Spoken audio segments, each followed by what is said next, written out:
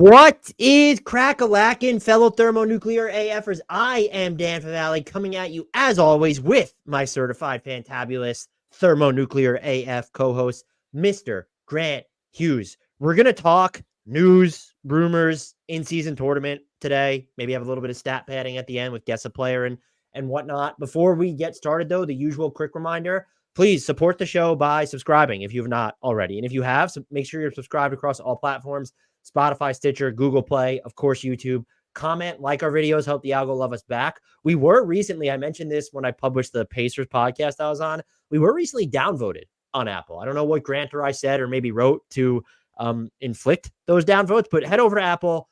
Good ratings, good reviews. We'd appreciate them.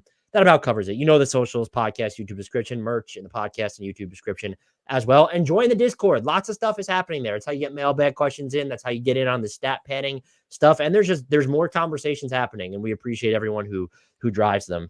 Mr. Grant Hughes, how the heck are you doing? If you had to rank the fan bases in order of likelihood of submitting a downvote, who would be number one? Of late? What did we say about? I don't know. I'm just thinking maybe more generally. I feel like Orlando's high on the list. I feel like I'm on Orlando's list. I think we're good with the Timberwolves and the Magic fans. Actually, you think so? Well, we've acknowledged that they're both really good now, so that helps. And that's more than a lot of other national podcasts too, who are still like caught up. Oh, are they going to trade Karl Anthony Towns in 2 weeks or whatever? We've been downvoted pretty aggressively by Lakers fans before, but I don't think we said our last segment on the Lakers. Well, yeah, it wasn't really flattering. So maybe it's Lakers fan, but they're anonymous this time because they didn't write reviews. A lot of times they write reviews, but I just saw our average not plummet, but it dropped by a couple decimal points, which is a lot in the grand scheme of how many ratings we have. And I just don't know. I didn't write anything. I guess I did publish a trades piece.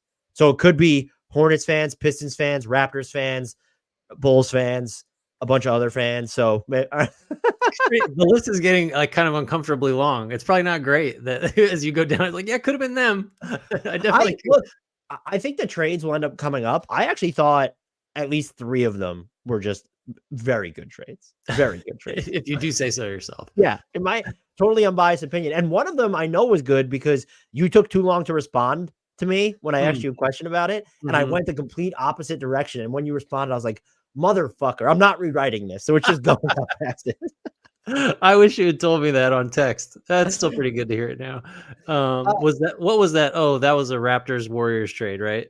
And I actually think it winds up making it was more realistic to me. I don't know if I like it for the Warriors better, but it was a more realistic trade. Yeah. You also think Jonathan Kuminga is like going to be better than Paul George still? I have thought that. I'm sure I've said that. I'm not sure where I'm at today. Now we know where the downvotes are coming from. We're all just constantly reevaluating our positions. I think that's a healthy way to be. If you get new information, you got to adjust a few things. I just, Do we want to get to some news and if rumors and let us know in Discord in the comments if you appreciate us giving these updates. This doc, it's sloppy. There's all these typos. I feel bad for Grant. It takes a long time to put together. I feel like it could be helpful, but if you guys aren't finding this helpful, please let us know and I'll stop doing it. Okay, well, we'll just, assuming they do like it, people probably also like it if we breeze through it. So let's take that approach because I just scrolled down this and this is long. So let's get going. You sound like every editor I've ever had after I filed these. Cut this, cut that, cut this, shorten this. Why use 6 words when 2 will do?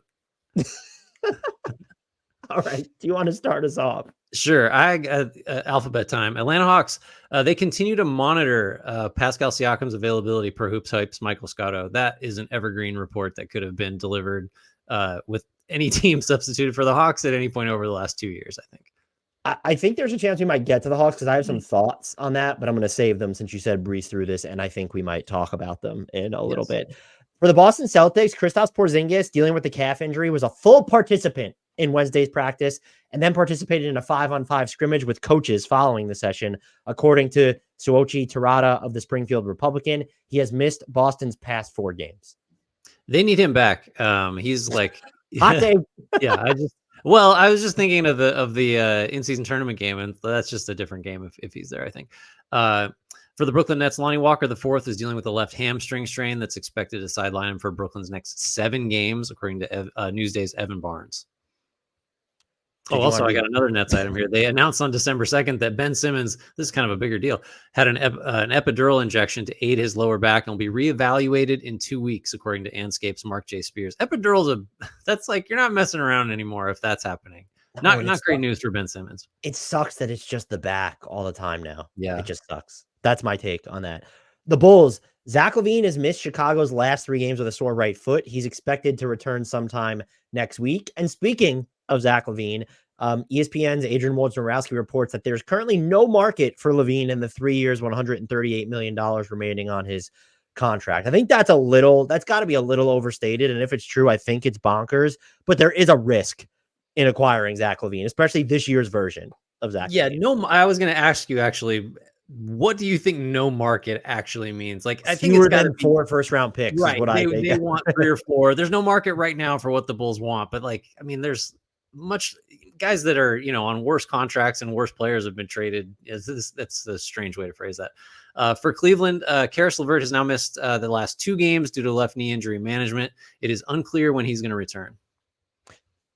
For the Mavs, a right elbow sprain is expected to sideline Josh Green for multiple weeks, according to the Athletics' Shams Charania. Maxi Kleber has now missed 12 games with a dislocated right toe and is yet to return to practice.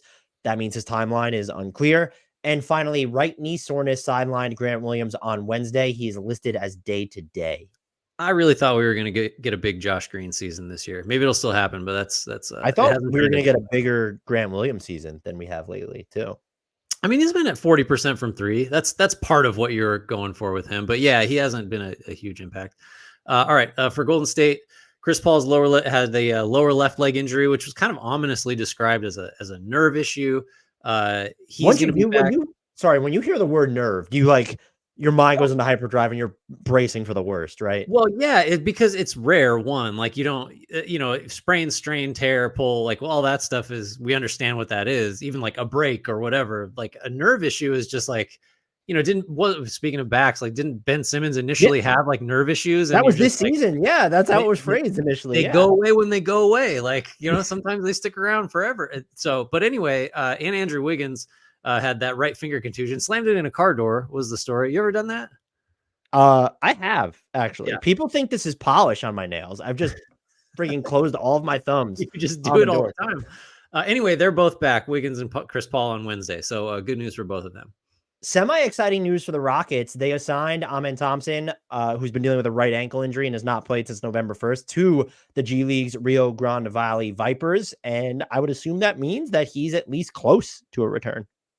Jalen Smith for the Indiana Pacers has now missed 3 games with his left knee/heel injury, and he's already been ruled out of Thursday's IST semifinal against the Bucks. Kind of a bummer, but let's Aaron Nesmith stand up. More minutes for that man. With the Lakers, Darvin Ham said earlier this week that Gabe Vincent, who is dealing with right knee effusion, has started doing some conditioning work. He has not played since October 30th. I didn't have this listed, but the other thing, Johan Buha of The Athletic reported that the Lakers have more interest in acquiring DeMar DeRozan and Alex Caruso than they do Zach LaVine. And there's been even, I think, follow-up reporting that said they really want Alex Caruso. And I know we said we were going to breeze through this. That doesn't make any sense to me. I know that those two are expiring contracts, but if you're going to get both of them, the salary matching doesn't change all that much. And if you're just going after Caruso or DeRozan, it gets a little bit easier. But like that's not that they don't need Alex Caruso.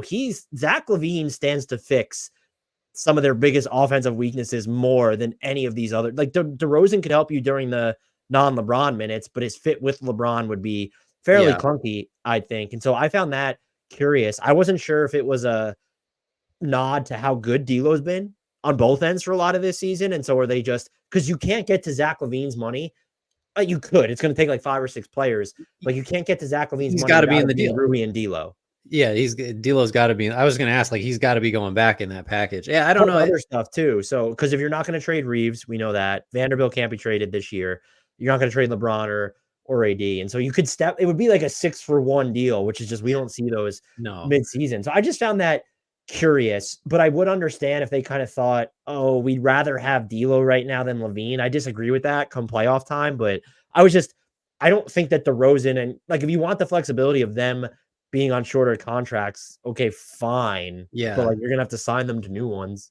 It definitely feels like a financial, like I can understand wanting those two more from like a financial and like just asset value perspective, but the fit is like favors LaVine. Like he's what the Lakers would need more than DeRozan, I'm Caruso. glad I'm not going bonkers then. No, I think that's right. All right. So for the Memphis Grizzlies, Luke Kennard, he's been out since November 14th with a bone bruise in his left knee. He's still 2 to 3 weeks away from a return, according to ESPN's Adrian Wojnarowski.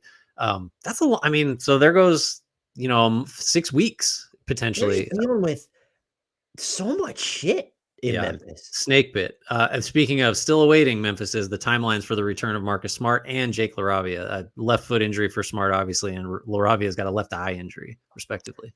Some notes on the Heat. Tyler Hero, who has that left ankle injury, did not travel with the team for Wednesday's matchup with Toronto. His return date still remains unclear, but he is approaching the end of his initial timeline for return. Bam Adebayo with a hip injury and Haywood Highsmith with some back issues. They did not make the trip to Toronto either. And finally, Drew Smith is done for the season after suffering a right ACL injury. Did you see that injury for Smith? It was the raised floor thing. Like, so Cleveland has that there's a little step down from the floor to the bench. Okay.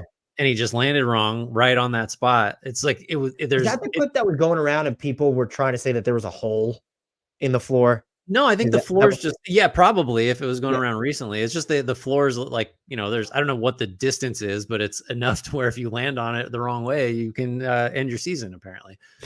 Get rid of raised floors. What are we doing? For the Milwaukee Bucks, Pat Connaughton has now missed 4 games with a sprained right ankle and is not expected to return until at least the end of the in-season tournament. For the Timberwolves, Chris Finch said he doesn't have a timeline for Jaden McDaniels' return from his sprained right ankle, but he's hopeful J-Mac will be available at some point during the Wolves' upcoming road trip, which begins on Friday, December 8th. And Anthony Edwards returned to action on Wednesday night following that right hip injury that caused him to miss 2 games. For New Orleans, the Pelicans announced last week that Larry Nance Jr. had aggravated his right rib fracture.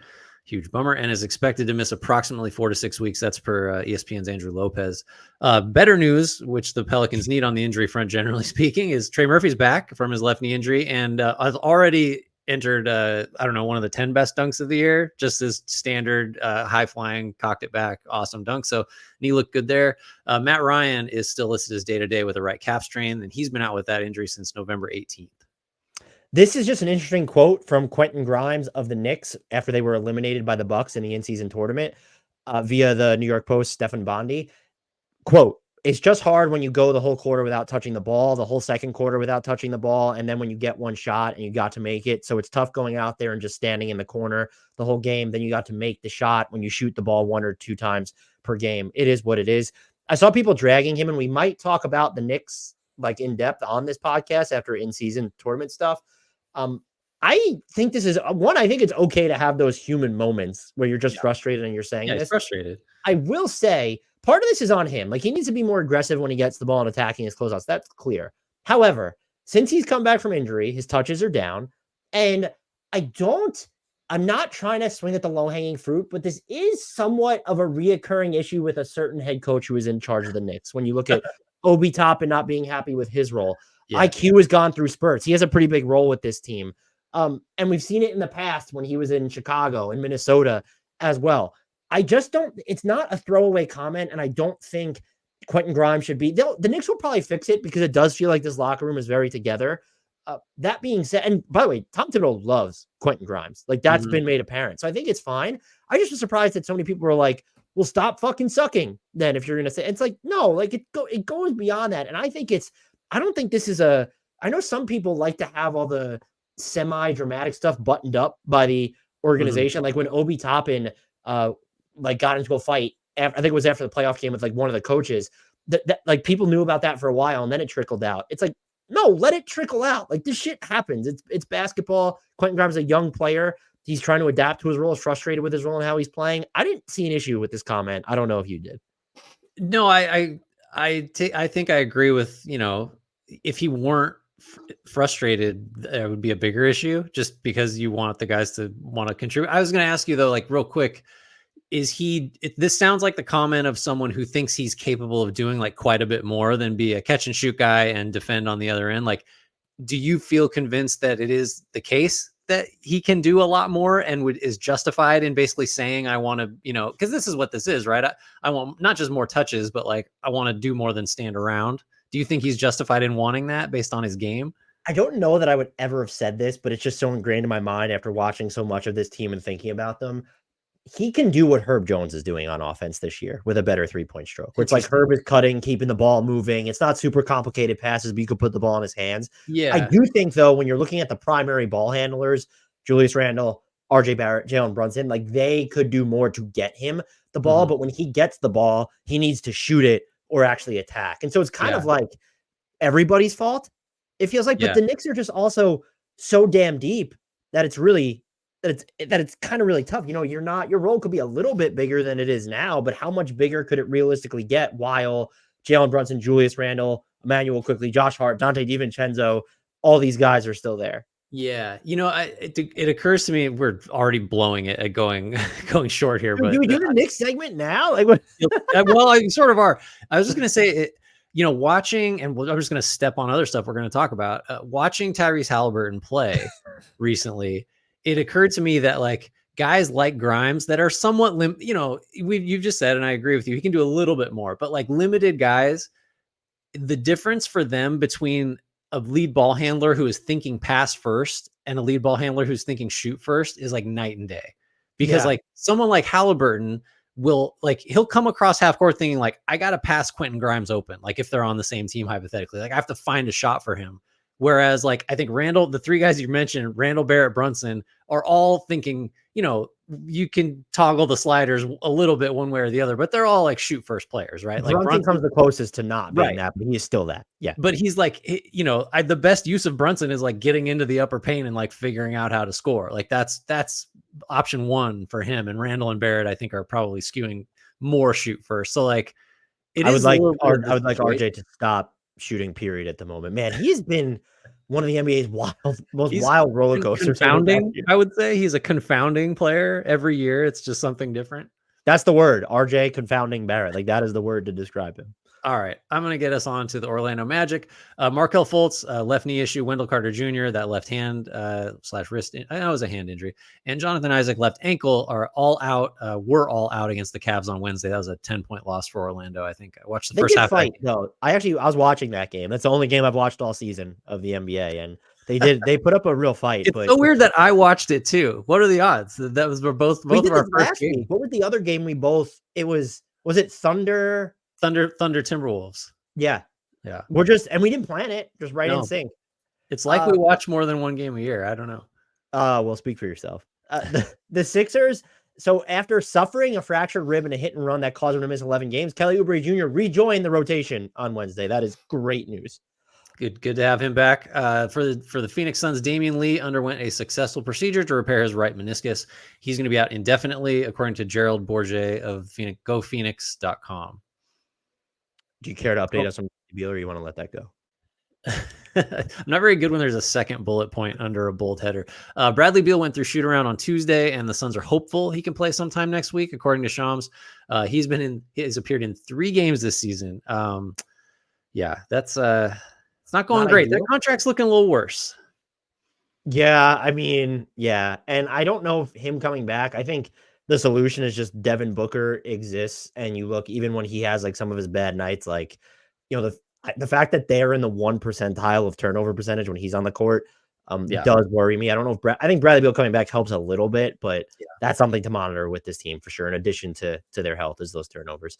The Blazers, Anthony Simons, who has appeared in just 1 game before he required right thumb surgery, has been upgraded to questionable on the Blazers injury report. I wrote Phoenix for some reason. DeAndre Ayton missed Wednesday's game with right knee soreness. It's not clear how much, if any, additional time he'll miss. And finally, Jeremy Grant entered concussion protocol after a December 2nd loss to the Jazz and remained out of the lineup as of Wednesday. For the Sacramento Kings, Keegan Murray has had kind of an on-again, off-again back injury. He missed 4 games, came back for 2, and then aggravated against the Pelicans in the in-season tournament quarterfinals. He was out Wednesday and is listed as day-to-day moving forward. He's just such a swing piece for them. It sucks. Of course, injuries were going to get the Kings this year because everybody had to talk about it, and we were among them. But he's so critical to them. He's got to get on the floor and stay there so they can figure out what's going on. Is this a safe space for me to admit that whenever I see IST, and I know I was the one that wrote this, I've tried not to write it. It sounds like some sort of seedy organization, or looks like it when you see IST. I think of it as like a medical condition. Okay. Do you suffer from IST? Talk to your doctor about. The Spurs, no injury notes, but Jeremy Sohan came off the bench on Wednesday, but so did Trey Jones. The Spurs What? started Wemby, Zach Collins, Jetty Osman, Keldon Johnson, and Devin Vassell. I did not watch that game against the Timberwolves. I don't know what Pop is doing. I'm kind of just here for the perennial fuck yous from him this year. But that I mean, was actively bizarre. that's going full Suns, basically. They're like, yeah, Devin Vassell, Devin Booker, same name, not a point guard. He can play point guard. Let's see. So wait, that's okay. Keldon's the 3. I was like, is Keldon Johnson the 2? That's a bonkers lineup. Okay. I mean, I didn't watch, but at that point, it's kind of like maybe is Wembanyama up next? Did they do that? Oh, By the way, they on lost Wednesday. only by 8, though. All right. Well, I'm gonna have to watch that. You want to know who led them in assists? Wemby. Jetty Osman with 6. Oh, look out. All right. For the Utah Jazz, Lauri Markkanen has now missed 6 games, including Wednesdays with the left hamstring soreness. Unclear when he's going to be back. Kelly Olynyk missed his 2nd straight game with a right shoulder strain on Wednesday. Finally, the Wizards, Landry Shamet is dealing with a neck injury and missed Wednesday's game against the Sixers. That does it for news and notes. It only took us like 15 minutes. I'll take it. Oh, yeah. With like some pretty egregious digressions, too. So not bad. So let's talk in-season tournament and big picture. What if just we can get into some of the matchups that are to come. I don't necessarily want to spend a lot of time rehashing how the Suns look. Like that happened already.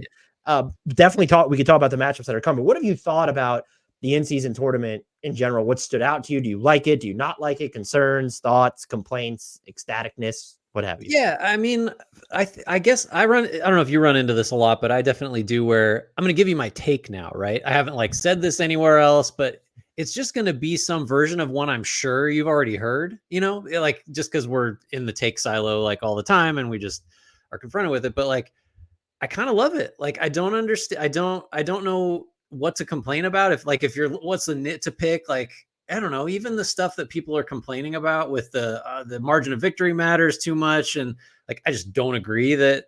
I love that. I think it's great. Like, play it till the game's over and try not to get smoked. Like, it's not that different than how you play any other game. So like, there's fixes for that. The best one I heard was just play it by like who wins the most quarters. Like, that should be the tiebreaker. Yeah, because it does get weird when you're looking at margin of victory when they're tiebreakers outside of your group. Sure. Yeah.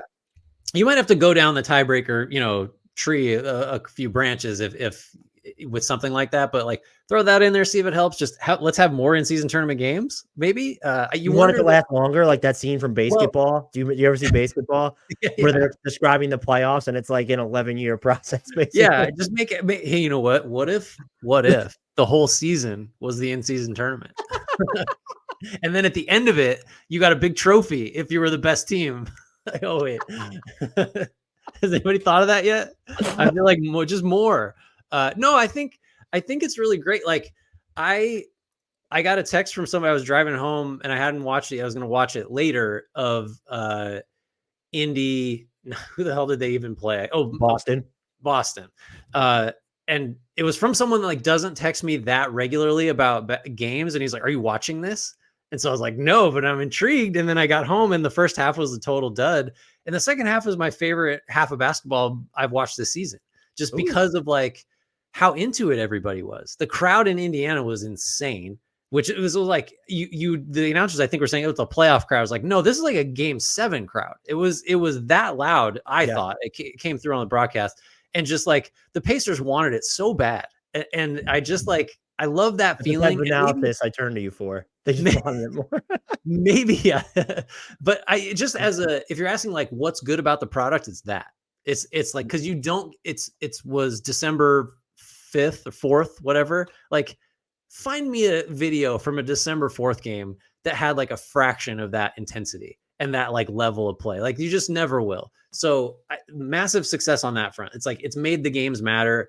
I cared about it. Like, I'm super interested in the rest of these games now because the last round was so intense in pockets. Just I think complain about the courts, I guess, but like No, I don't really care. most of Well, the people, court. they're slick there, or what? Something like the Mavs court. I guess they just quit using. Like, okay, Well, there was like a defect. let's Yeah, workshop that one. But other, like, I don't, the uniforms, the courts, it's all fine. The running up the I mean, score, fine. If that's the cost of like having super competitive games that are awesome to watch, like sign me up. I will pay that. yeah, I loved most of the courts. The ones that had too much red, I get that Sure. those were like, Fine. but like the Pacers court, and they were one of the few teams that actually I thought hit on their jerseys. I kind of like the jerseys. Yeah. Like the Lakers jerseys are some of the biggest atrocities I've ever seen on It's a so funny. human being. I was watching them last night, and my daughter was like, I kind of like the Lakers jerseys. I was like, I kind of do too. But I'm going to tell her you hate them now. Yeah, I've been like, you're gonna be put up for adoption if you like this trade. So I agree with everything you said, and I think I don't want to step on the toes of your point. I just want to add to it. It's like I think some skeptics are starting to be turned, and some of the moments that I look at as sort of the flashbulb. Okay, this is real. Look at what LeBron James is doing. How many minutes he's playing in these games? Played 40. Right. Kevin Durant. I don't know if you saw what he said after the loss, where he said, I was a skeptic, but I really loved it. The intensity is like turning Kevin Durant, who's just like an inherent skeptic of anything, which is fine. I think that's a good way to be. That's spectacular. And then this might just be how he's wired. And I know he hasn't necessarily played it like in a bunch of these winning situations throughout his basketball career, like before the NBA. Tyrese Halliburton calling Tuesday's game the most important he's ever played in was fucking cool. Yeah. Like that was cool. And you know what I also enjoyed? I normally don't like when fans, because this isn't the NFL. There's a whole thing to get into about why the NFL is so popular. Part of it is scarcity of product. And I would argue a lion's share of it. It's there's 17 games now. Every single game counts for more than 5% of your season. I can't get up in arms when a team has a bad game in the middle of December because it counts for so little of their season. That is the inherent problem the NBA is up against, because they don't want fewer games, because they want the gate revenue and all the other money and the live, the regional, not the regional networks are kind of dying right now, but the live TV rights that go with it. Oh my God, where was I going with this? Scarcity. Like they're never going to shorten the season. So this is the workaround. Right. And so so to that end, and this is where I was getting, Knicks fans were so mad about what happened in Milwaukee. It wasn't just, the Bucks shot 2 trillion% from 3. Let's just move on. It was, well, like, is it time to trade Mitchell Robinson because he had his first bad game of the season? And that there's a level of toxicity in that, but I like that fans were so invested in the outcome of something like that, that their brain immediately goes towards, well, how do we fix what went wrong? I love that. And I at least love that train of thought, not necessarily let's trade everybody. And, I think for fan bases of teams that are just not caps lock, bold text, italics contenders, this stuff is even better. Like Pacers fans have to be enjoying this, and Knicks fans, where it's like, your team is good. There's a lot of idols that say this could be a 50-win team. They're not a title team as currently constructed. And so to know that, but then to still see like, we could technically win this because of this, the elimination element of it all. And that injects a scarcity of product into it, because one, you just talked about extending the tournament by 80 games, but it is kind of short. It was basically a month and it's going to be over.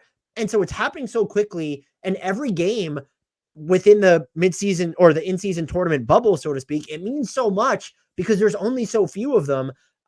I think it's been a rousing success. I don't think people who were open-minded to it, we were open-minded to it, but we're not taking victory laps. I've seen a lot of I told you so's.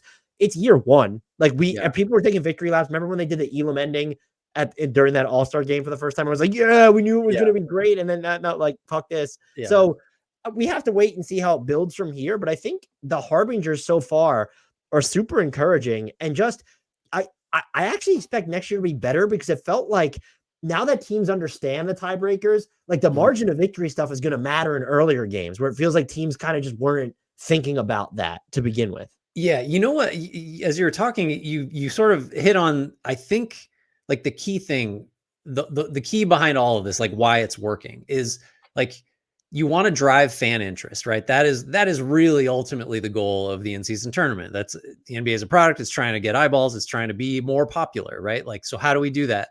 There's one answer, and it's not like, comparing yourself to Henry Kissinger is a good start. Don't do that. Don't do that. That's a don't.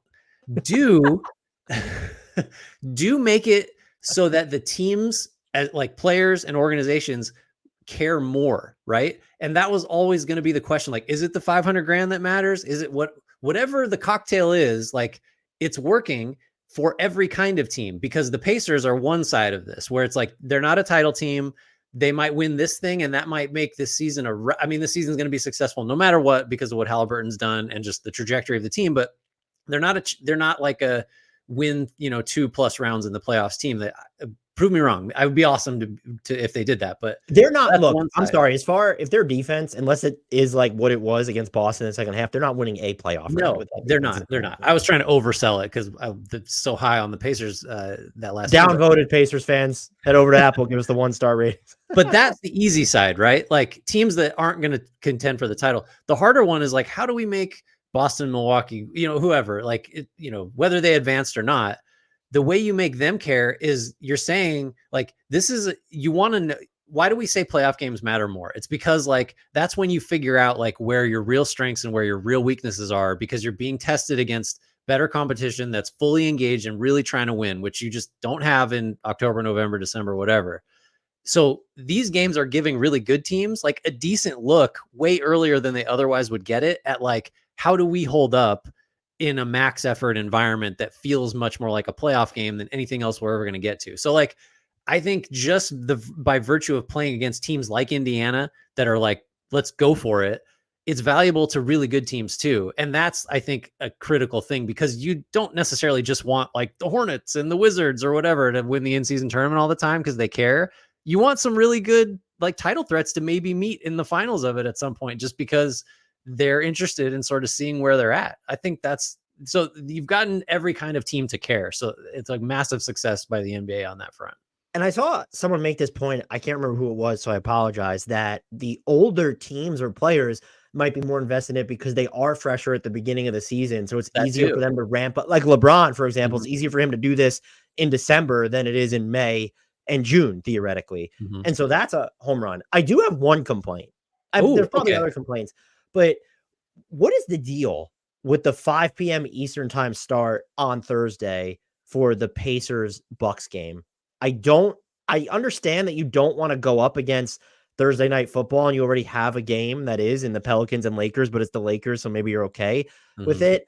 If I haven't seen anything, did this have to do specifically with, I don't know. Like, was that we know the arena was going to be available. Like, this is always where the location was going to be, was in Vegas. And so I'm just like, that's 2 p.m. on the West Coast. People are at work. Wait, so it's starting at 3 o'clock on a Thursday in Vegas, or 2 5 p.m. Eastern time. So it's starting at 2 p.m. That's so Vegas weird. Time. It's weird. And it's sort of like, I'll use the Pacers. Giannis is a known. The Bucks are a known. They've won a title within the past half decade. This is, for a lot of people, and some people will view this as an insult. It's not. I think being a casual fan of the NBA is fine. The term casual just gets thrown around like it's an insult.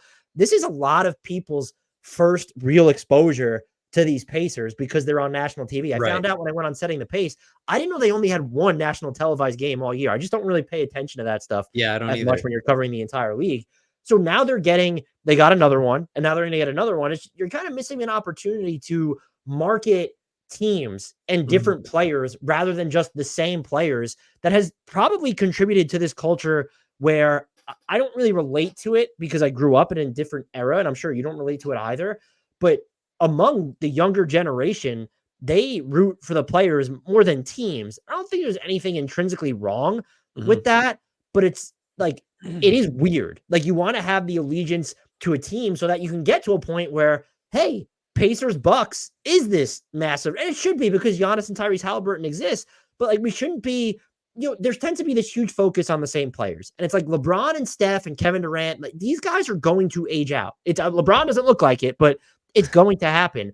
And so I just find that start time incredibly bizarre. If it was a weekend, okay, sure, but it's not. It's a Thursday. There's no holiday like coming up where a lot of people would be off. And so I found that to be a minor to major myth. Like, and I'm specifically looking at it through the lens of get as many people to get eyeballs on Tyrese Halliburton and the Pacers as possible, because even if they're not considered elite, they are I mean, between them, the Kings, I think even the Pelicans at point, there's the Nuggets, of course. Like those are the most entertaining teams objectively to watch this season. The Pacers are up there, is what I mean. Oh yeah, well, and that game is there's gonna be 300 points scored in that game or something ridiculous, just Man, because. the transition defense of Oh, that game is going to be that's non-existent. I mean, are the Bucks still the worst transition defense in the league? If they're not, they're 29th. I mean, And, it, so and if they're and the 29th, Pacers. it might be because Indiana is Yeah, right. So it's going to be a dunk fest. It's going to be awesome. Like the potential for like get that game on primetime. If you want to convert or like build new NBA fans, show them a game where, it's like 145 to 144 in regulation. So do you want this is going to be dated, so do we want to make this quick? Because they're like want to go back and forth, maybe one thing we're watching for from each teams in these IST matchups. Yeah, well, I mean, we may as well just transition into the Bucks Pacers. That is what I'm looking at, is like who's going to stop anybody, and probably the answer to that is Milwaukee will, but I don't know. Like that defense has been really bad, and it has looked really bad consistently. So I as I was doing some prep for this, I like my notes were like, Bucks are I assume Giannis is going to go 20 of 25 at the rim, just because the Pacers you can get whatever you want there. And I was looking at, well, what happened last time? He was 19 of 25 from the field for 54 points in that 126-124 loss earlier this year.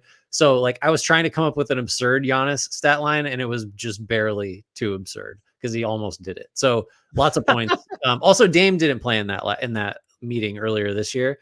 So that'll change things. I mean, one, the offense will be even better, but the defense probably will be worse. So just lots of points there. I assume Milwaukee wins that, don't you? They would be my pick because they have. I know you seem to be more concerned about their defense than I am, but like you go through their most used lineups, and their 7 most used lineups or whatever have decidedly above average defenses. And so it's like, okay, I know we're dealing with small samples here, and there are injuries like the Pat Connaughton right now. What about their 7 most used combinations? Like Yeah, at some yeah. point. So, go ahead. No, I was just gonna say it's hard. You're right. Like I know. It's like I've been just a little more skeptical of the Bucks than you all year, and you're like you have all the statistical underpinnings for your case, and I just have like, God, Giannis and Brook Lopez just don't get back anymore. Like that's my the transition analysis. stuff is weird. Like It's off why of don't their they misses, run? like Giannis seems like he's like striking a pose on his misses. That's So what it doesn't make any sense. Yeah, It's so like, that I just keep bumping on that because the eye test, we'll take the numbers over the eye test, 7 days out of the week, but like the eye test is so bad sometimes I just can't get it out of my brain. So, but I'm picking the Bucks to win that anyway. so the two things that I'll be one from each side basically is could we just get more of the Giannis and Dame pick and roll? They ran it a few times against the Knicks, and it was just absolutely annihilatory. And it will be annihilatory against every other team, but the Knicks are uniquely ill-equipped to guard teams that have like these stretch bigs, and then there are secondary actions that don't involve those stretch bigs. Yeah. Like we've seen it against, I think Boston, they've played them I think Boston and Milwaukee might be the single 2 worst matchups for them in the Eastern Conference. And maybe even the Pacers might get up there because the speed at which they play and how much they stretch the floor, but their defense is so bad. And I mean, they clearly have another level. Do it more. Is this on Adrian Griffin? Is it just, we want to spread it out and make sure we do Middleton and Giannis, and we want to have, Brolo and Dame? And I'm sure all those combinations are fine. I mean, we know Middleton and Giannis is good. I assume Dame and Brook Lopez, the numbers on that are great. And I believe that is their most used pick and roll combination. Michael Pina of The Ringer, I think, wrote that. But like Giannis and Dame, or even just do the inverse then. Have Dame screen more for Giannis. I just want to see more of that. And this should be the team to do it against, because I don't know that the stuff with Giannis getting to the rim, I want to make it clear. They're going to score in droves. And the fact that they have a defense that can theoretically stop the Pacers, at least when Indiana's in the half court. Although, by the way, Indiana has the best half court defense in the league. But like, if you're Milwaukee, you might just need to keep pace with like a ridiculous number of 3-pointers attempted by the Pacers. And the Bucks, yes, they're 8th in 3-point attempt rate, 9th in 3-point percentage. I'm going to tell you right now, that might not be good enough to get to an outside shooting match with the Pacers. Yeah. And then Indiana does this. The two things I'll be watching for them, this is like by design. It's not like they're funneling people towards Miles Turner because he's so often not near the basket. It's, we're just going to give up looks at the rim because those are only worth 2 points. And that just feels like how they defend. And they play so small that I guess that's what they do. I'm really just going to be watching to see, Are we going to get another like incredible Aaron Nesmith performance? Can he help them cobble together enough stops? And because I know this counts towards the regular season, but because the stakes are getting higher, do we kind of see progressively less of Benedict Mathurin if he isn't playing well? He's already been moved to the bench. He has these moments where it looks like, oh, he might pass. He's defending well, but it all hasn't come together on a consistent basis. Ironically, the last time it did, I think they were playing Milwaukee. So there is that. But I'll be fascinated to see sort of how those wrinkles play out. Yeah, I think I would echo that. I think just in general, the matchups individually are going to be really interesting. Just sort of like, where do you hide all these guys that need to be hidden? Like, so do we assume that Malik Beasley is going to guard Halliburton, for example, because it won't be Dame? And then I don't love that. Although Beasley, I mean, quietly been one of the best signings defensively this year than he's been in a minute. This is the best I've ever seen him play. Still, like, you got Halliburton. All right. I mean, it's not going to be Dame, not going to be Middleton. And then on the other, like, who's guarding Dame? I guess it's like, I mean, Nembhard will probably get Bruce Brown or Nesmith. We'll see a lot of time. Maybe they throw Nembhard. Maybe McConnell will get some minutes. It's going to be an all hands on deck situation, obviously. And then, yeah, I would love to see. I'm interested to see what Indiana does, like, scheme wise, to just not give up. I'm not kidding. Like 20 Giannis field goals in the restricted area. Like, how do you prevent that? I want to see under on Giannis field goals made inside the restricted area, 11.5. I'd take the over. I mean, just whatever his season high is, I would say over that. I'm saying wow. I don't actually know how many made. I know he leads the league by like a mile in points in the paint, but I don't know how many like made shots he's averaging. Like, is 11.5 considered low? I don't. I mean, I'm sure he scored 30 points in the paint in a game this year. So, I mean, that's 15 right there. Yeah, I mean, he's only averaging, in general, 11.7 makes per game, and 11.3 of those are 2-pointers. So, I mean, like, yeah, that sounds about right, man. Yeah, so 11.5. Good over under by you, by the way. Yeah, nice job by me. All over it. Let me dislocate my shoulder by patting myself on the back. Lakers Pelicans. What are you thinking heading into that one? It's like opposite world. It's just like the teams are both big. They both or can be big. The Pelicans are a little more malleable, interestingly, now that they've got so many of their guys back.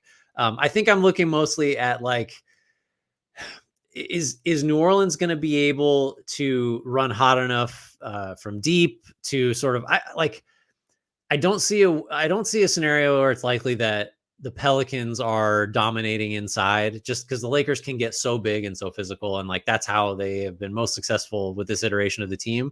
And then if they're not going to do that, and by the way, the Lakers have the number 2 defense in the league since like the middle of November. So they're just like, the defense is really good. And so I don't think the Pelicans can overpower. So then it's like, well, is Trey Murphy going to get, is he going to hit 6 threes? Is Herb Jones going to be left alone? And can he hit 2 or 3 of those if he's off the ball? Like that's how I would see New Orleans winning. I'm as you can tell, I'm kind of leaning Lakers.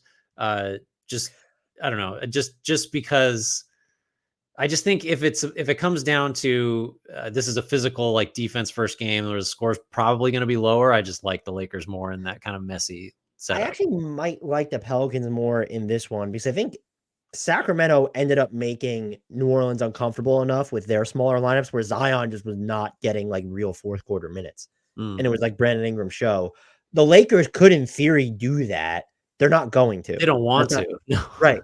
And so if you're going to does Zion look, can he get to the paint as readily? There are these games where it feels like he can't, but for the most part, yes, he can. And they've also kind of discovered the numbers on the Zion, no other big lineups, but Trey Murphy's there. They're so small.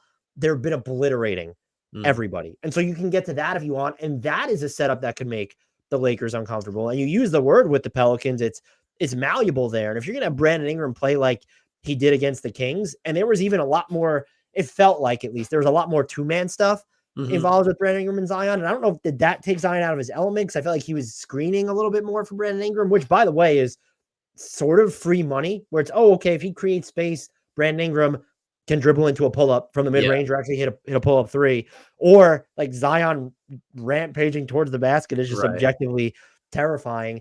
I like the Pelicans in this one more. And I think just the talent that they have, they can play a bunch of different styles, and they're going to get more shooting and movement, off-ball movement out of their team than the Lakers probably will. Yeah, I think that's probably right. I just I was thinking about both of these teams the other day, and it's like I think they kind of have similar problems where in one specific sense, which is like the Pelicans are super malleable. They got like 13 guys that I would feel good about having on the floor, just depending on the situation. But they kind of have a lot of one way. Like, Herb Jones is getting closer to the middle, but like Dyson Daniels is out there for defense. And like if Jordan Hawkins plays, which he doesn't really anymore, he's out there to shoot. And, Valanciunas is just not going to space the floor. They don't have anybody now that can switch as a center on defense with Nance out. The Lakers kind of have that too, where it's like, well, if we got to guard a killer wing, Vanderbilt's got to play, but he can't shoot. And if we really need to go all offense, we play Reeves and D'Lo together, but then we don't guard anybody. There's just a lot of one-way types on both of these teams, and maybe like both in this IST game and big picture this season, the one that has more success will be the one that just sort of either figures out how to get more two-way guys around their stars or pushes the right buttons, night to night with all these different options they have. I think I just trust the Pelicans floor balance, I guess, more than you do, because I know it's not an absurd volume, but like I do view Jonas as someone who just spaces the floor at this point. Yeah. It's only 2 attempts per game, but he's at like 37.5% or whatever it is. So you're not going to get me on Jonas. Trey Murphy being back changes a lot. Like that's, I mean, we talked about it preseason. We talked about it after he got hurt. He's such a key piece of of the best version of this team. Like the best version of the Pelicans does not exist without Trey Murphy on the floor, I don't think. Did you have thoughts? How do we want to finish this? Do we want to get into guess a player? Or I know you had some thoughts on the Hawks, who I assume you do not view as one player away from a contender, which is something we'll be hitting soon. So I'd be game for talking about them now. I was curious if you had any unspoken Pelicans thoughts, since I know you did a little bit of prep on them. I was just curious because I feel like you got a little better finger on the pulse of New Orleans than I do. It feels like, or at least you're more open to the possibility there. I'm going to save them for that podcast because I feel like because you would at least view them as a team that is one player or development away from title contention, right? Like they're on my long list at least. Or, I don't know how long list. I have a list of 30 teams and they're on it. They received consideration. I mean, I don't know. So if you want to do the Hawks right now, or do you want to get into some guests? I don't know. You asked me that. Are the Hawks on this is a nice little peek behind the curtain we're teasing the podcast that's dropping on Friday. Do you have the Hawks on your list as the one player away team? No, I don't. Let's talk about the Hawks then. All right. Well, I guess maybe the reason they didn't make my long list for one player away is because it seems like they're not one player away. So they're kind of quietly right around 500, which the 500 pace of last year, which is not a great spot to be in because they won 4 of 6 and just have been worse. Trae Young shooting poorly was kind of the explanation for the underwhelming play for much of the season, but he's trended up. He's 38.5% in one December game coming into tonight, 37.7% from 3 in November. So, I mean, he just made like a quarter of his threes in those October games. So that dragged everything down.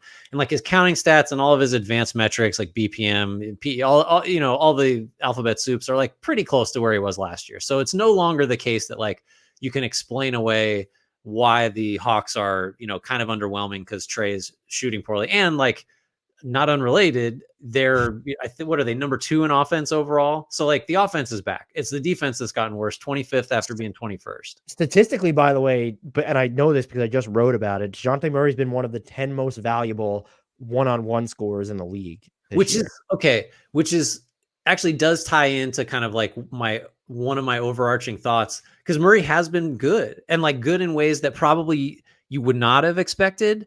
Which is to say, like offensively as an individual creator, as a shooter, he's been better than his San Antonio days, but he has not been the defensive player he was for the Spurs. And the whole theory of pairing him with Trae Young is here's the guy we throw at the other team's 1 or 2, and he's going to kill him. And he's going to have 2.5 steals a game because he's a hawk off the ball too. So like that just really hasn't been there. So he's you could say like he's equally valuable, Murray is, but like in such a different way that it's less valuable to Atlanta maybe than you would want.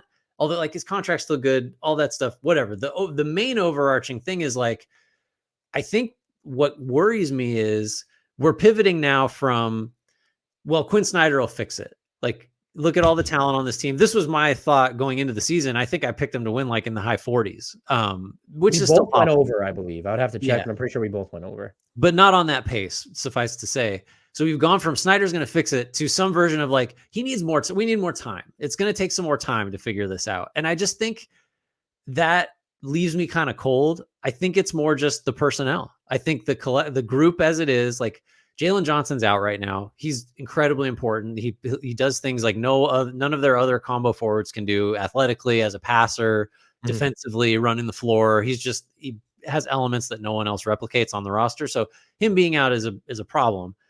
But I just think, DeAndre Hunter's been disappointing. Bogdanovich is great when he plays, but he just can't get through a season, it seems like. Young has settled into something less than, he's definitely capable of, being the best player on a conference finals team, which is always going to seem wild that happened. So we could get into like, what should they do? Or I guess I'm curious if we get to that before it, like, what do you feel the same way about the Hawks, where it's like, I kind of think it's not just going to be as simple as Snyder will make them play differently and it'll be fine, because you just maybe can't fix this defense. I don't know.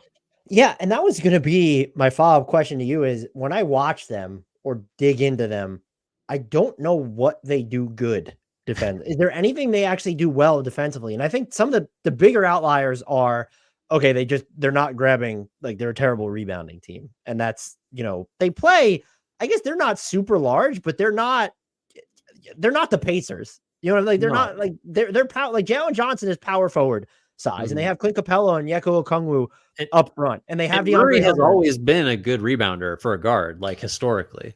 So, and then you start to dig into, it's like, okay, well, what should be their best started, or their best 5-man unit, and I know, again, Jalen Johnson is out right now, has been really bad this year, just below average offense, a well below average defense. It's just, I watch them and I don't get a sense of what you can understand what they're doing. They can play a bunch of different ways on offense. And the fact that they're this good on offense while Trae Young has been, relative to what we expect Trae Young to be, still inefficient. Defenses still react to him, which is important. And then having DeJounte Murray, Jalen Johnson, when he's healthy, gives you just sort of a variable oomph that you're working with. And then like you have just sort of like Sadiq Bey remains microwavy, and I haven't been as disappointed on offense with DeAndre Hunter as maybe you have been. What do they do well on defense, though? And the thing that I think stands out more than even the rebounding for me is, this is a team, and I'll liken it to the Kings. What they did really well last year and this year is they get their defense set because they make a lot of shots. Yeah. The Hawks suck defensively after making a shot. They're not great at getting back if you watch them. Like, teams can run on them or at least get them in semi-transition or before they're fully set, whatever you want to call it. And the personnel on this roster, Clint Capella is getting older. Okay, you have Jalen Johnson and you have DeAndre Hunter. And you want to throw Murray in there. You could expect him to be better. How are you building out a much better defense with what you have? And this leads into, okay, there's clearly the Pascal Siakam interest. And I do think he's an intriguing fit. But then you start to dig into what's going out, what they actually need.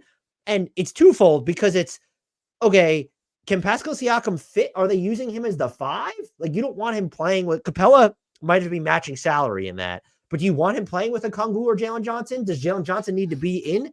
The Jalen Johnson was making enough of his threes that Siakam, Jalen Johnson would intrigue me. Do you have to give up Jalen Johnson to get Siakam at this point, in addition to picks and salary? I'm asking for him. If I'm Toronto, I'm definitely asking. And he's also not someone who's going to come in and fix the rebounding problems, fix all the rim protect. They're getting obliterated at the rim. They've gotten a little bit unlucky with opponent 3-point shooting, but they allow a bunch of looks at the rim. They allow a bunch of threes. Siakam's not going to come in and fix that. It feels like, and I don't even think this player fixes it. And I know we mentioned him with a lot of teams, like, they need OG Anunoby. They need the wing stopper, I think, to supremely elevate them.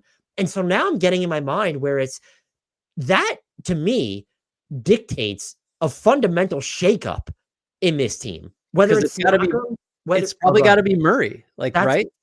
Well, okay. What about Trae? I don't think you need to give up Trae to get Anunoby. No. I meant, is that the fundamental? Do you trust that you're good enough, can be good enough offensively without Trae? Do you think that he might get you more? And this was an exercise I went through in my head like a week ago. And then I started thinking, all right, well, what is the team that's going to come in and trade for Trae Young and give up a boatload of stuff? And I can't find it.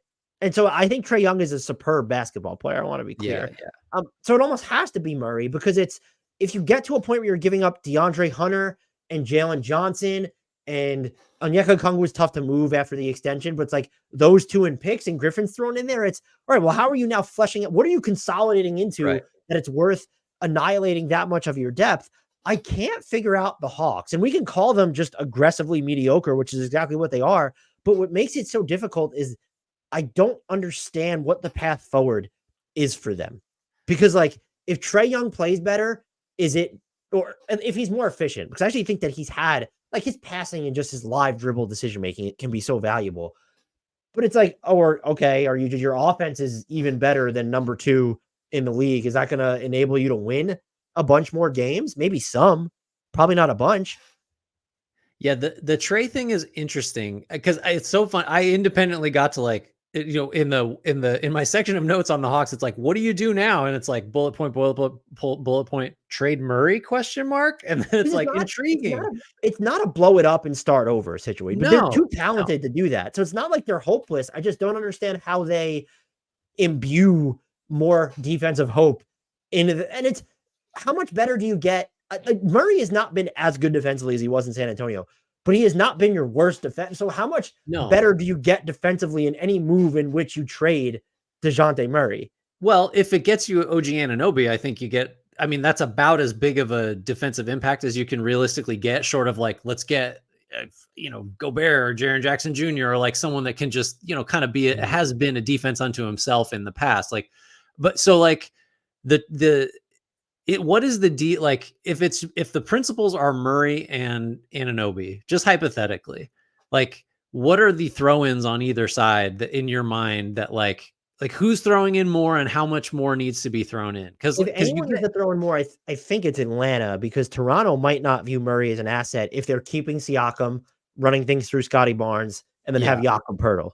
Murray's a tough fit there. I mean, they need a lead guard, but I mean, Schroeder's actually been really good for the money there. But his shooting is like, you'd have to really believe in Murray's shooting to even think about having him be the lead guard on a team with Barnes and Siakam and a non-shooting center. Maybe there's like some type of 3-way trade where Dallas gets DeJounte Murray and Kyrie ends up in Toronto.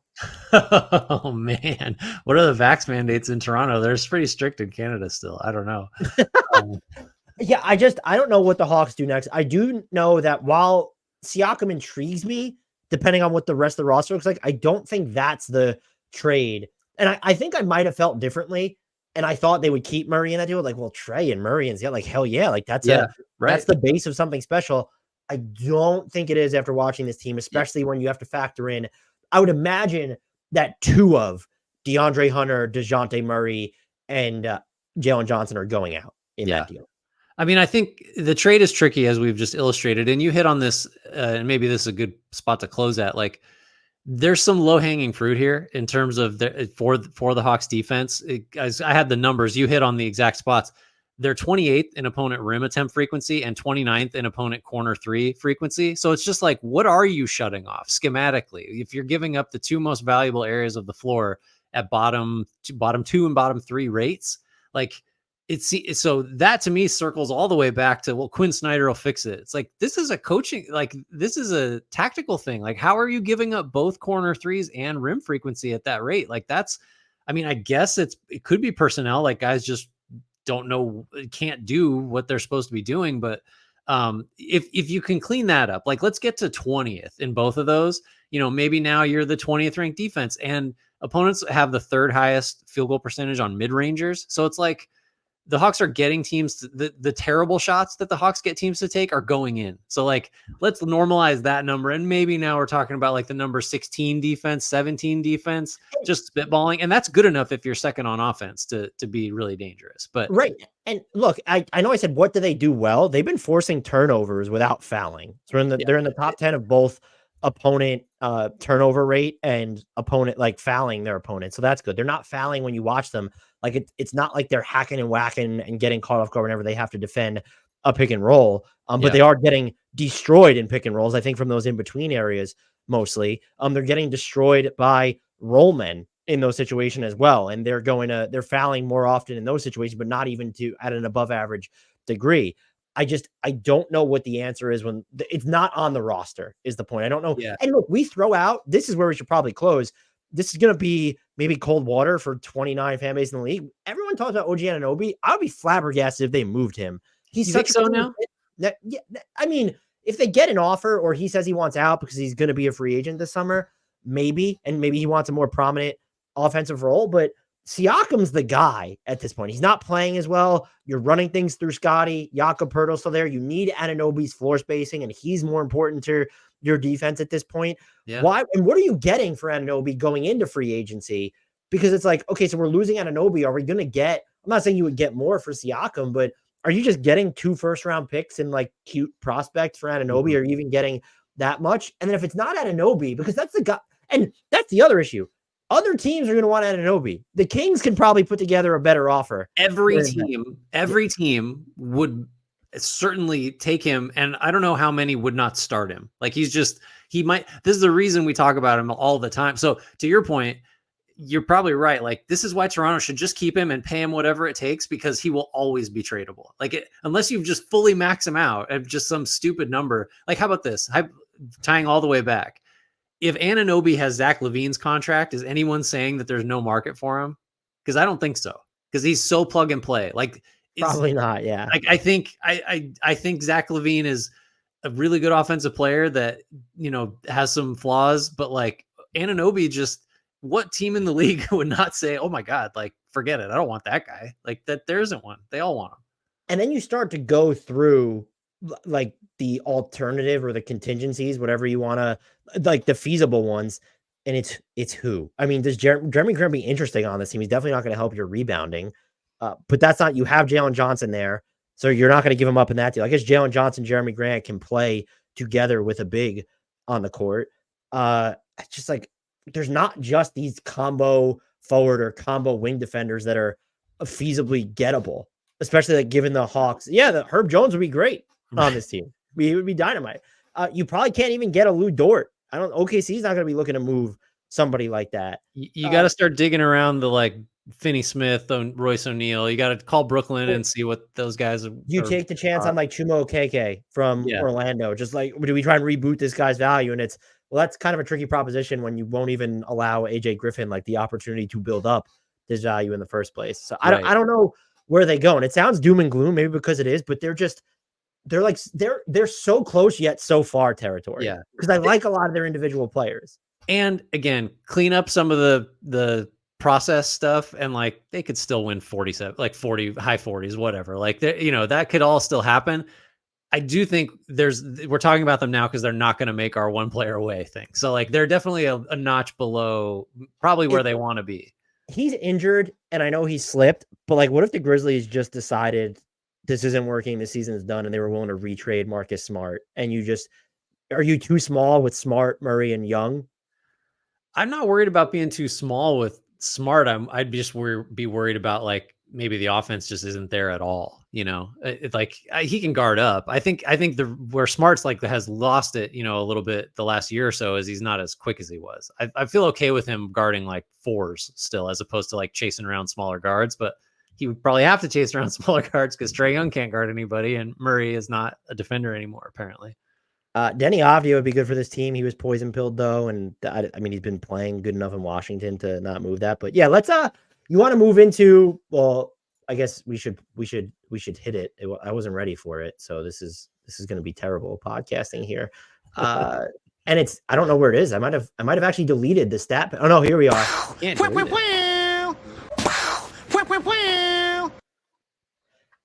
All right, we're going to do guess of players and guess of tweets in this one, right? That's what we settled on? Sure. All right. You want to go first? You want me to go first? Yeah, I got one from Rubik's Gal that I'm gonna give you here. Thanks again, as always, Rubik's Gal. She gave me 2, and I'm trying to decide between them. I think I'll just go. She gave me 0 this week. She might be mad at me. I got both of them. Which one do I want to do? Do both of them. Okay, so we'll start with this one. Dan, through 2 seasons in college and 14 seasons in the NBA, I wore only one number 23. It's a pretty broad set of possibilities so far. I was a McDonald's Jason Tatum. He wasn't in the NBA that long. I just figured. Wait, what was your guess?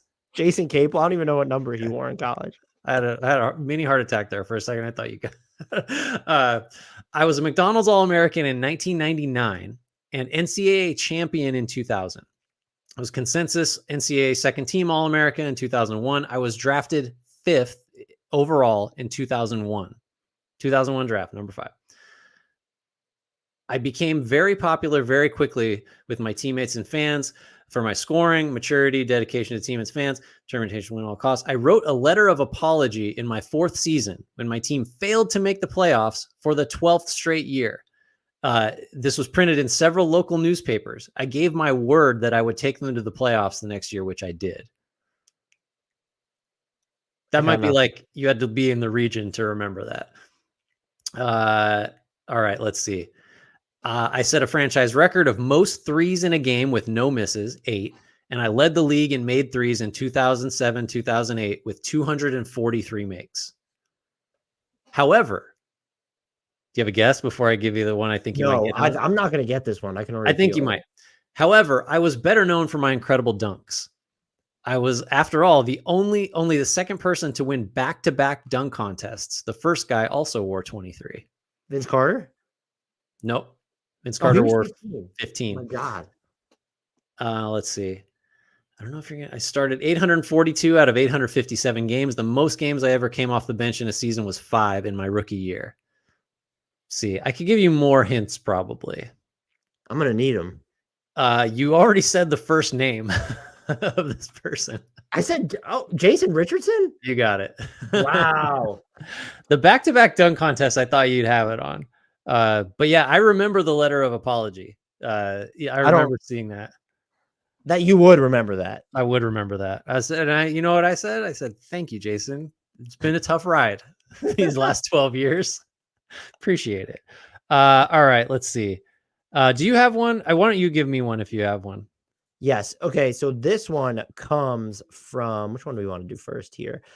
Nikolche Kolev sent one over. So thank you, Nikolche. I am a 3-time EuroLeague winner is clue number 1.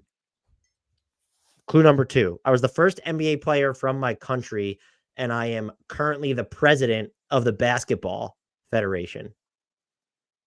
3-time EuroLeague. Okay.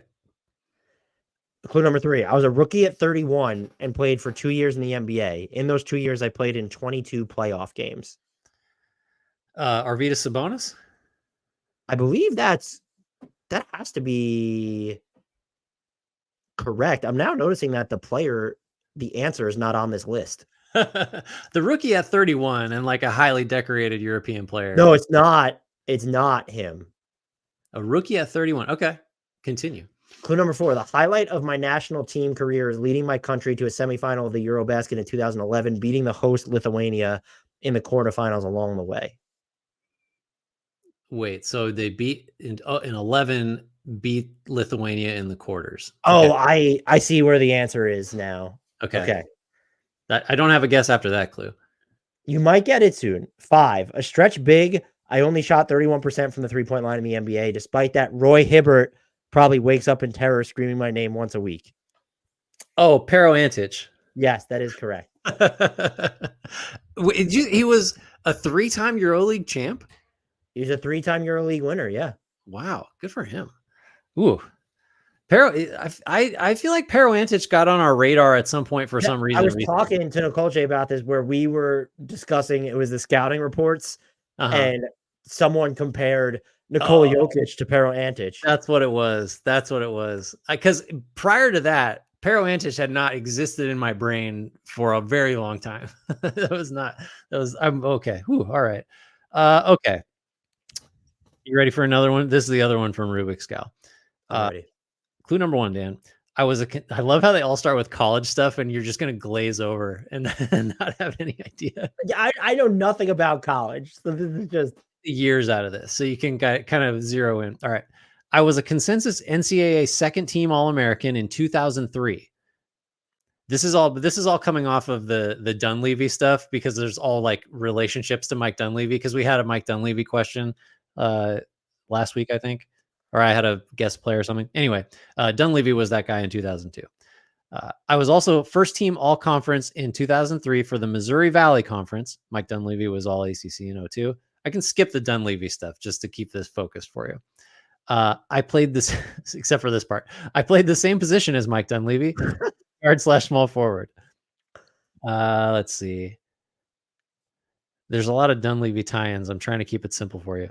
I played for one Western Conference team, the Jazz, for 4 years, and the rest of my teams were all in the East. Sixers, Bulls, Hawks. Kyle Korver. Good job. Nailed it. We have some breaking news Oh, that I'll timestamp. I'm not going to put it in the front because that'll just take too long. Zach LaVine is going to miss an additional 3 to 4 weeks. We said he was only going to be out a week with right foot inflammation. And so if he didn't have trade value before, he's not going to have it now. So that'll be anyone who didn't make it this far on the podcast and thinks that we were just wrong at the beginning. We covered it breaking. That's I don't know. The Bulls looked a little friskier without him. I don't know how much of a loss it ends up being, but that's just, you want to see him play well. And I just want this Chicago era to end already and for them to hit the reset button. This probably, it was going to be delayed anyway. We're not at December 15th yet.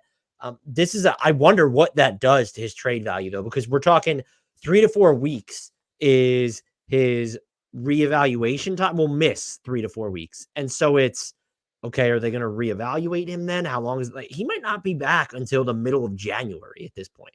I mean, you would say that it narrows it potentially, because 3 to 4 weeks is not the full year, but an injury this year at least introduces the possibility that like he's not going to put you over the top this season potentially. And so if that's the case, I would say it narrows the number of teams that are interested in him, but apparently that number was already 0 based on the report that there's no market for him. Because like the other thing, like if you trade for Zach LaVine, you're one of the teams that's hoping for like, oh, this is a bump for this year, but there's also all those other years on the contract. So it's not just like, so a 3 to 4 week injury might not scare off the teams if they exist that want Zach LaVine for the duration. You know what I mean? So there was someone in our YouTube comments who said that Charlotte should trade for him. It's like, that's the team that would be like, yeah, like we'll steer into the tank this season. We got Zach LaVine next year. Perfect. He's hurt. We'll take him. Yeah. Okay. Well, we're sure he's not just it's a phantom foot injury because he's sick of all this stuff with the Bulls. He had looked pretty bad lately, so I can buy that he was playing hurt. His body language was terrible. His body language was also injured. That whole PR fiasco, he apologized for like kind of shoving off the Bulls PR person. That was just such a terrible look, and he reacted so poorly after the fact. I know eventually he apologized. Good, let's move on. But that was just. I mean, it's like we talked about earlier. It's like he's a human being. Like he's not happy there. It's manifesting. Have you ever aggressively like shoved off? Of course not. Of course not. You know, this is very different. But yeah, like it's just more evidence that like you got to trade this guy, like, and then do trade everybody else. But definitely also first trade. When's the last time we kind of had a mutual trade request? We're just sort of like the Bulls, like, we don't want you. And I was like, yeah, I don't want to be here. And that's just kind of how it unfolds. Like not in free agency. You're in the middle of a contract that you didn't sign too long ago. And both sides are just kind of like, yeah, like we don't really like each other. And yeah. Is it Harden in Houston? Like, cause I mean, he definitely wanted out first. He drove. It wasn't mutual. Yeah, I guess they're always eventually mutual because when the team pulls the trigger, like technically it was mutual. But yeah, no, it is pretty rare. Usually it's one side or the other is pretty adamant, and you know, usually it's the player and then the team acquiesces. But yeah, I think everybody's eager to end that partnership for sure. Back to stat padding. Go ahead. Do you have another guess a player? I have like short ones that you'll get relatively easily, I think. But if you've got something, go ahead. Let's do the one from B Rich first for you. Clue number 1. I was drafted in the late first round in 2004, hailing from an Atlantic 10 school that went undefeated 27-0 during the regular season, eventually losing in the Elite 8 as a 1 seed. An Atlantic 10 school as a 1 seed. What year was it? 2004. All right. I'm just starting to realize how deficient my knowledge of college basketball is by going through these. Is this Mike Gansey? No, it's not. Damn it. Clue number 2, a decent combo guard. I made the playoffs 6 times in my 8-year career. The most similar player to me, according to Basketball Reference, is John Salmons. So this is completely useless because those player comps are so misleading. All right. Sorry. I'm just You said combo guard, 8 years? Yes. Okay. 8-year career combo guard starting in 04. Got it. Clue number 3, I was traded 3 times in a 3-year fan, and as such, I was a left-handed teammate with multiple superstars, including Paul Pierce, Kevin Durant, Dirk Nowitzki, LeBron James, Jason Kidd, and Vince Carter. What is a left-handed? So he's literally a left-handed basketball player that played This with. was just like a little extra clue to. Okay. Who played? Give me the list of the stars he played with again. My listening is very bad. Paul Pierce, KD, Dirk, LeBron, Jason Kidd, Vince Carter. God, who's I can't do this. That should put it over the top. The lefty thing. All right. Go ahead. You're gonna get it now. I was out of the league after my age 28 season. This definitely wasn't because of alleged indiscretion with a certain star player's mom. Oh, Delonte West. Delonte West. He had some really high defensive moments when he was in the league, and I hope he's doing well because I know he was struggling with some mental health stuff for a while. He was a good player in the right spots for a couple different teams. Okay, Delonte West. All right. I feel like I took longer than I should have to get that one, but that was the final clue. So it was. I appreciate a final clue. Well, what I don't appreciate is when you say you'll get it on this one, because then I'm immediately like, oh, I'm set up to fail now. I'm never going to get it. What I do like is when the clue, Jay Rich one still. What I do like is when the clue is easy enough at the end. When I get your quiz questions wrong, I'm not as humiliated. Although the end one we did last week, that was rough, like mentally for me. But for some reason, the guess a player, I guess because you're sort of stewing in your own failure in that moment, it's just I can't handle missing those. It's a hard place to be. It's a hard place to be. Okay. Speaking of, these are Dan, you should totally get these. There are only 3 clues. I can make up more if we need to, but I don't think you're going to need them. All right. First, I don't know what we should call it. There's like the rapid fire guess of players.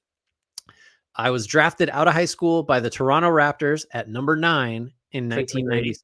Very good. 1 clue. The next 2 would have been easy. All right. Next guy. Listed at 7'4", but I've always seemed taller. Probably won't get it on that one. Unless you want to guess. No.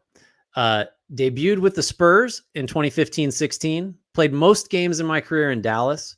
I'm back with Houston for a 2nd year in a row because good vibes follow me everywhere. No, the friends never played for. You got nothing. My best friend is Tobias Harris. Oh, Boban. Damn it. He's only 7'4". That's what he's listed at. But he's always seems bigger than that, right? Yeah. All right. Okay, I'm going to skip this one and come back to it because I did it anyway, but it's kind of hard. All right, this one you'll get. Drafted number 16 out of USC. I guess I should keep with our conceit of I was drafted number 16 out of USC in 2011 by the 76ers. I was traded to the Magic after just 1 year in Philadelphia, where I averaged a double-double in 2012-13 and would do again in 6 of my next 8 seasons with the team. With what team? Orlando. Nikola Vucevic? Correct. Good job. The next one might not have helped you. I was just going to say he was an all-star in 18-19 and 2021, and then I would have just mentioned the trade if you hadn't got it. All right. I will be impressed if you get this one. I was the number 14 pick out of UCLA by the Jazz in 2013, but I never played there.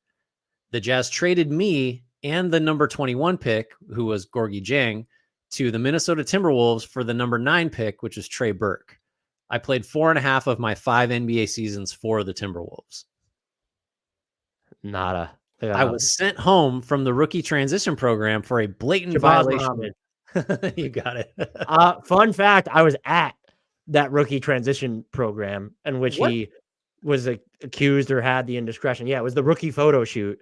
And then I got news, like broke basically the next day, that he had been disciplined for that. The person that you had allowed to enter Shabazz Muhammad's room had gotten him kicked out. Yeah, I was in charge of guarding the door and I went home. I don't know what happened. Tough break. Okay, good job. I like the little bite-sized guess of players because they're confidence builders. You're 4 for 4 and didn't need the 3rd clue on any of them.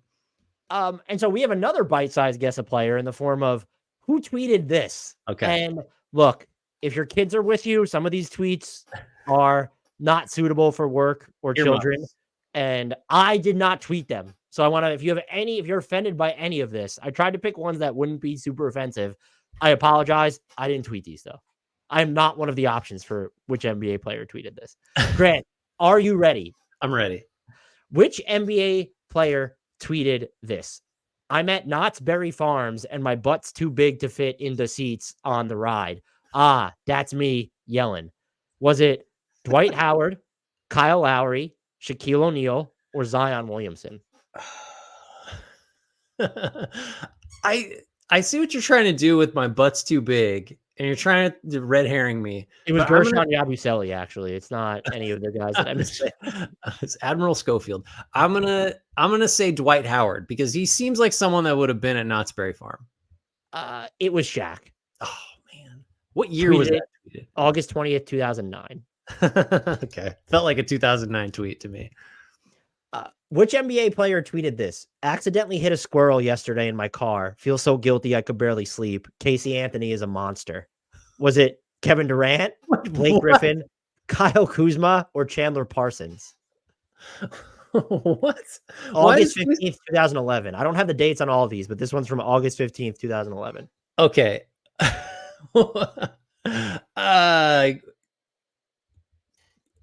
Chandler Parsons. That is incorrect. It was Blake Griffin. I thought you would have known that one. I don't remember that. What does Casey Anthony have to do with anything?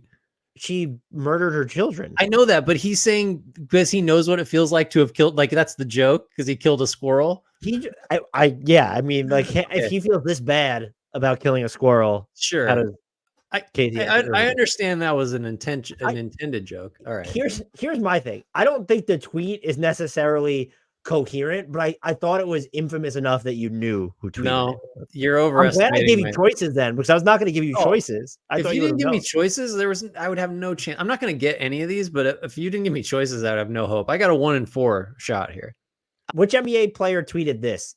At Miley Cyrus, neck is cray. #damn. Was it Jimmy Butler, Kevin Durant, Joel Embiid, or Paul George? I've narrowed it to Jimmy Butler and Kevin Durant and Jimmy Butler. I'm going to say Kevin Durant.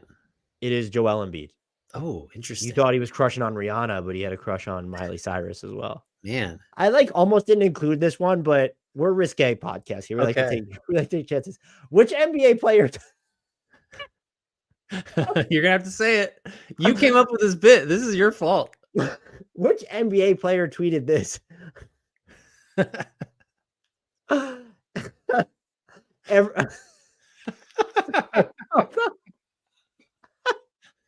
Spit it out. Come on. I don't even know what it is. I know. Okay. Everybody. I can't do it. Put it on the screen. Can you put it on the screen? No, because their name will show up. Okay. Everybody horny. I'm liking what I see. Was it Patrick Beverly, Joel Embiid, Kendrick Nunn, or Dennis Smith Jr.? I would say Dennis Smith Jr. It was Kendrick Nunn. Oh, that was my other guess. It was just so straightforward that I couldn't. Oh man. Well, I'm terrible at this game, but that was more than worth it to hear you almost not be able to get that out. I hope people enjoyed the segment. It actually took me a while to find what I thought were tweets that weren't too famous, but were famous. So if people like this, let us know. Do you want to take us out of here? Yes. Oh man. Everybody, thank you for just please recommend more stuff that Dan has to try to say. Because that's about as hard as I've laughed in a while. Because he was laughing. If you saw this on YouTube, congratulations. If it's just audio, I'm not sure what you're going to make of the last 5 minutes or so. Did they just cut off for 30 seconds? What happened? As we always suggest at the top, please remember to rate the podcast, review it, subscribe wherever you consume your podcasts. You can follow us on our socials at HardwoodKnocks on Twitter or I still can't call it X, but whatever, on X and Instagram, at Hardwood_Knocks on Instagram. If you want to learn how to get your questions or your suggestions for stat padding stuff on here, join our Discord. You can direct message us through there. to do that, we have links in the YouTube and podcast description. Same place you can go for information on our merch. I think that covers it. As always, we close with a shout out to the one and only Frank Ntilikina and an apology to Jared Allen.